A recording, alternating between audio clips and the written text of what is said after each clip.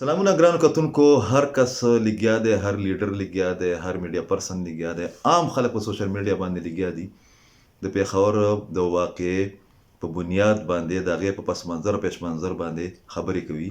د هر چا خپله بیانیه ده، د هر چا خپل تشویش دی، د هر چا خپل تجاویز دي. خو په دغه ټوله واقعیاتو باندې یا په خیبر پښتونخوا کې چې د تیر کال یو نیم کال نه کوم صورتحال جوړ شوی دی د بدامنۍ او د ترهګرۍ او بیا د حکومت یا د ریاست چې کوم ریسپانس دی، په هغې باندې د جماعت اسلامي اهم لیډر سابقه امیره او د دې صوبې یو مؤثر آواز، یو باجرته آواز چې په دلیل باندې، په ډیټا باندې، په ارګومنټس باندې هغه خبره کوي، سینیټر مشتاق احمد خان. هغې په سینټ کې د فوري رد عمل په طور باندې چې کوم تقریر کړی دی، کوم سوالات یې راوچت کړي دي، کوم مطالبات پیش کړي دي، د کوم تشویش اظهار یې کړی دی، دا په دې حواله باندې ډېر ضروري دی چې هغې د پوره صوبې د دې پوره ولس او د دې پوره حالاتو چې دی عکاسي هم کړې ده او ترجماني هم کړې ده. راځئ چې واورو چې سینیټر مشتاق صاحب په سینټ کې په دغه واقعه باندې او د هغې په پس منظر کې چې کوم اسباب و عامل دي په هغې څه خبره کړې ده. پشاور کی تاریخ میں پہلی بار تھرمل سائٹس اور نائٹ ویژن گنز کا استعمال دہشت گرد کر رہے ہیں اور پولیس کے ساتھ یہ ہتھیار نہیں ہے. تو ہم یہ پوچھنا چاہتے ہیں حکومت سے، اسٹیبلشمنٹ سے، فوج سے، انٹیلیجنس اداروں سے کہ آپ لوگوں کا سیکیورٹی پلان کیا ہے؟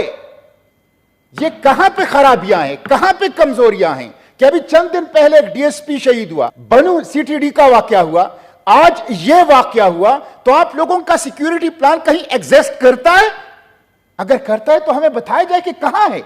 فی الحال لگ تو یہ رہا ہے کہ ہماری سیکیورٹی ادارے، ہمارے انٹیلیجنس ادارے وہ ناکام ہیں اور کوئی سیکیورٹی پلان نظر نہیں آ رہی. کہ انٹیلیجنس ایجنسیوں کا رول کیا ہے؟ انٹیلیجنس وہ ہوتی ہے جو خطرہ وقوع ہونے سے پہلے اس کو غیر مؤثر کر لے. کہاں ہیں ہماری انٹیلیجنس ایجنسیاں کہ جو ریڈ زون کے اندر، پولیس لائن کی مسجد کے اندر دھماکے ہو رہے ہیں؟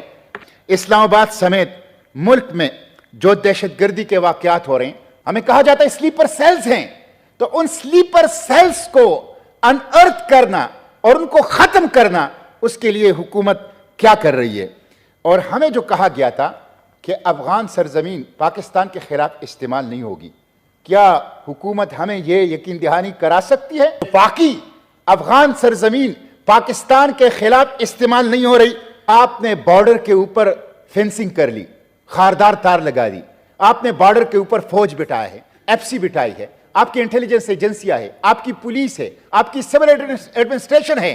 تو یہ دہشت گرد کیسے واقعات کرتے ہیں؟ اتنے بڑے واقعات کے بعد پارلیمنٹ کا مشترکہ اجلاس بلانے کا کوئی ارادہ ہے؟ کیا پارلیمنٹ کو اعتماد میں لیا جائے گا یا چند لوگ بیٹھ کے اپنے بند کمروں کے اندر بیٹھ کے فیصلے کریں گے جس کا عوام کو کوئی پتہ نہیں ہوگا کہ کیا فیصلے کیے؟ پارلیمنٹ سپریم ہے، پارلیمنٹ کو ابھی تک اعتماد میں نہیں لیا گیا. ہمیں بتائیں خیبر پختونخوا میں یہ لوگ کیوں قتل ہو رہے ہیں؟